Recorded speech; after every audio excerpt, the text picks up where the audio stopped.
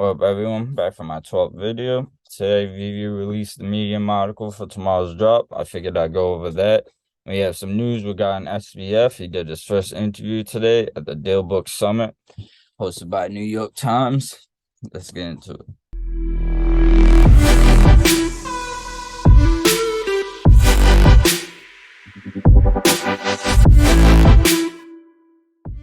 First things first, here's a tweet by VeVe. They tweeted this out today. It's just the link to their Medium article, but we have the first appearance of Rogue.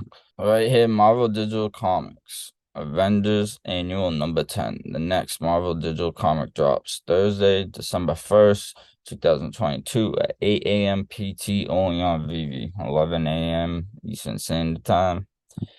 The next offering in VeVe Digital Comic lineup continues with another iconic comic from Marvel, Avengers Annual number 10, Super Limited Edition.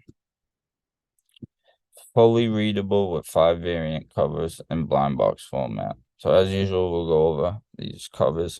For those that don't know, the covers for the common are the covers for that physical comic book in real life, if you didn't know.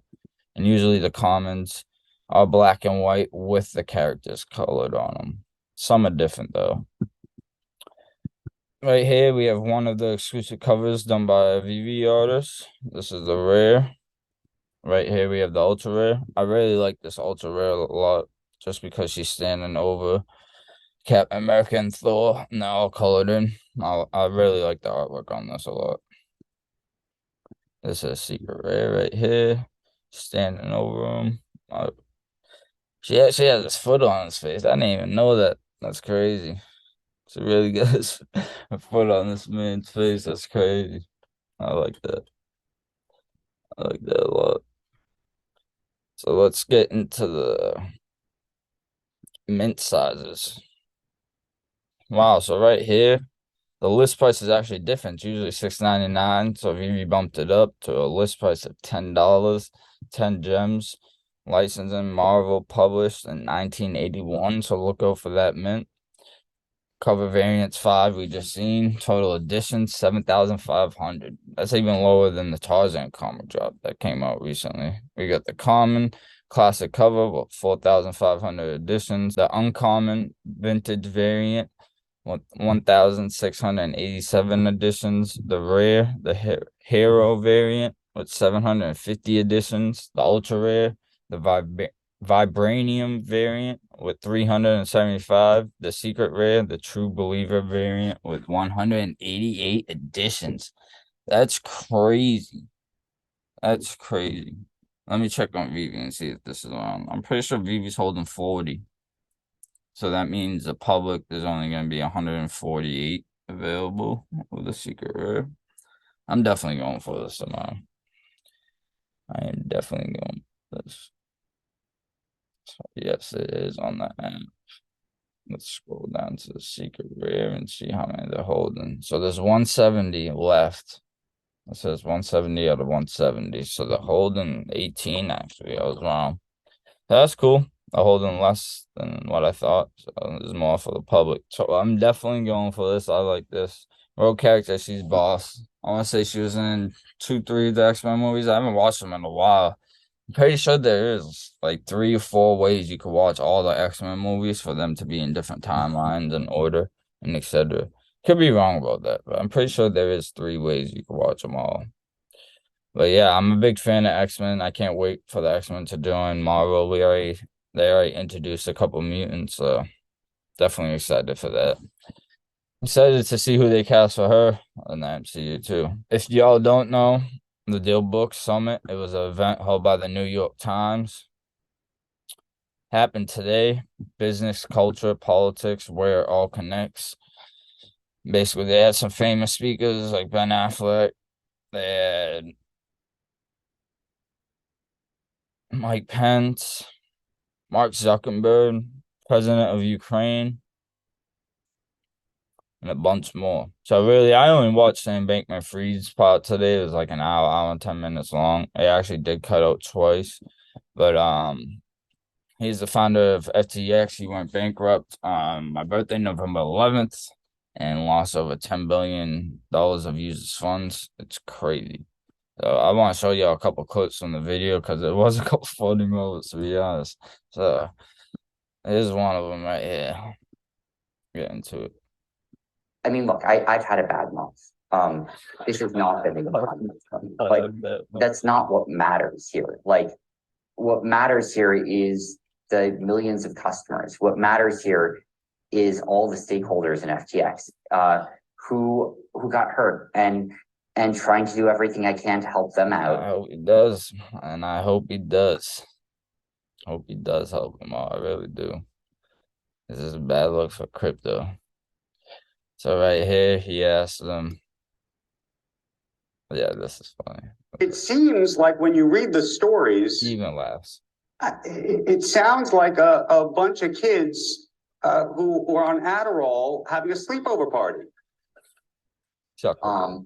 I mean, look, I screwed up. Like, Yeah, I was he CEO. screwed up, I was the CEO of FTX. And I mean, I'd say this again and again, that means I had a responsibility. That means that I was responsible ultimately for us doing the right things. And I mean, we didn't.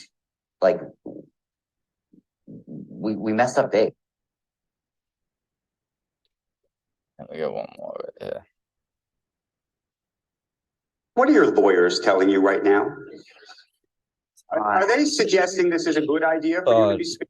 Before we play the rest of this, I watched this whole thing today, and I'm definitely gonna go back and watch it a couple times because when he mentioned his lawyers, his parents, and shit like that, Sam took his eye off camera, and you could tell he was probably reading. His parents were probably back there. His lawyer was holding up little whiteboards of shit to say, shit not to say, shit like that. I guarantee you, because I'm gonna post this link of the New York Times where you can watch all the videos, and I'm gonna post another YouTuber that covered the whole video. He basically just streamed it live, and he's in it, but you can watch that as well. But let's get back into it. I guarantee you, though, you watch the stream yourself, it's an hour and 10 minutes. There's gonna be more tomorrow. He's jumping on Nawfal's Twitter space. I'm gonna show you all that in a second as well.